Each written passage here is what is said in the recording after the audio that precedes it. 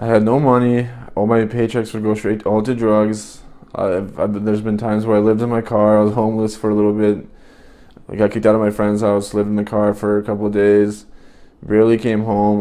There's no point of living. I mean, what's the point? Like every day I was just getting high, and I was depressed when I was sober, and I got more depressed when I got high. It's annoying every day waking up knowing you have to somehow find money, steal money to get what you need to get high. I was tired of it. I just wanted to be sober. It was really hard. I missed everyone, especially my girlfriend. It was super hard.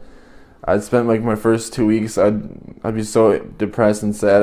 I'd go to the shower and cry all day.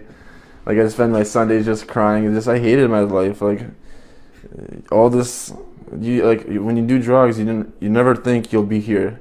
Like, you never think. I never thought I'd end up in rehab for 1 year. It's a long time.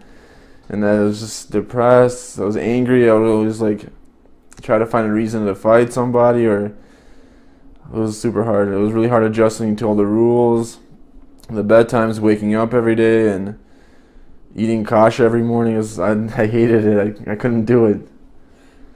I don't know, it was really hard to adjust the first 2 weeks. And one time was where I kind of took my pride away and I humbled myself. Was I had Boris as my older, and we had this stupid plant, and he told me to water this plant all the time, water it, water it, water it. And I did not want to water because I'm like, I do water it. I'm prideful, like it's good, it's okay. I'm doing the right thing. And we got in this big argument, and when I saw Boris apologize, like Boris is a huge guy, like he's buff, he's done like 7 years in prison. And when Boris apologized to me first, and I was surprised, and like I thought, if Boris can change, I can change too.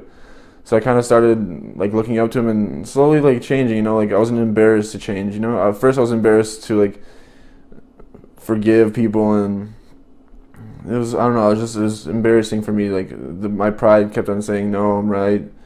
But I thought if Boris could do it, I could do it too. The hardest thing for me was to say I need help. And because you don't think you need help. Oh, maybe you smoke cigarettes, you drink once in a while.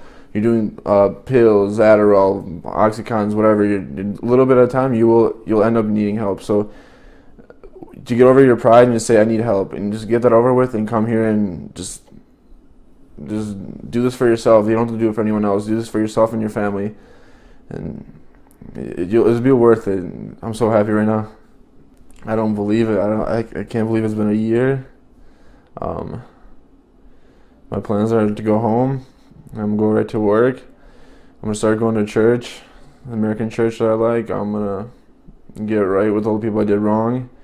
I'm gonna ask for forgiveness, and I'm just gonna spend time with my family. I love them so much. When I was using drugs, I did everything wrong to them. It was horrible. I just want to apologize to all my family members and stuff.